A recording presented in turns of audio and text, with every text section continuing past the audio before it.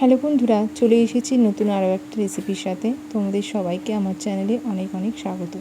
আমার পাশে থাকার জন্য অনেক ধন্যবাদ। আজকে যে রেসিপিটা তোমাদের সাথে শেয়ার করছি সেটা হলো ডিম ভাপা।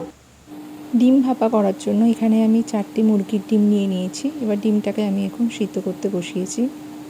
আর এদিকে ডিম ভাপা করার জন্য এখানে 2 চামচ পোস্ত আর 1 চামচ সর্ষে আমি শুকনো খোলায় গরম করে নিচ্ছি। এটা প্রথমে আমি জল ছাড়া মিক্সচারে দেব, তারপরে আবার অল্প একটু জল দিয়ে পুরোটাকে ভালো করে মিক্স করে নেব, তাহলে পেস্টটা খুব সুন্দরভাবে হবে।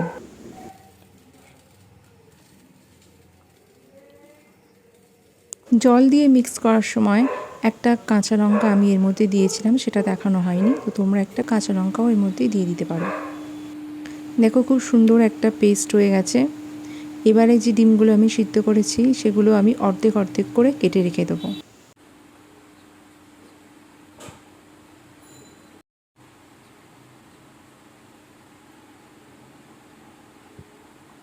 এরপর একটা টিফিন বক্স নিয়ে সর্ষে আর পোস্তর পেস্টটাকে প্রথমে দিয়ে দেব। এখানে আমি সর্ষেটা একটু কম নিয়েছি আর পোস্তটা একটু বেশি দিয়েছি, তোমরা চাইলে সর্ষে পোস্ত সমানভাবে নিতে পারো। সর্ষে পোস্তর জায়গাটা ধুয়ে একটু জলও দিয়ে দিলাম। এবার এর মধ্যে দেবো 1/2 চামচ নুন, 1 চিমটের মতন হলুদ গুঁড়ো আর অর্ধেক করে রাখা ডিমগুলোকে এবারে আস্তে আস্তে সাজিয়ে দেবো।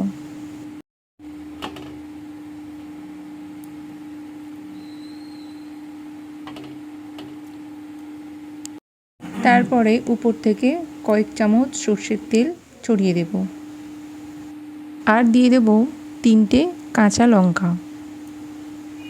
এই সমস্ত উপকরণগুলো দিয়ে টিফিন বক্সের ঢাকনা বন্ধ করে কড়ার মধ্যে অল্প একটু জল গরম করে তার মধ্যে টিফিন বক্সটা বসিয়ে দেব।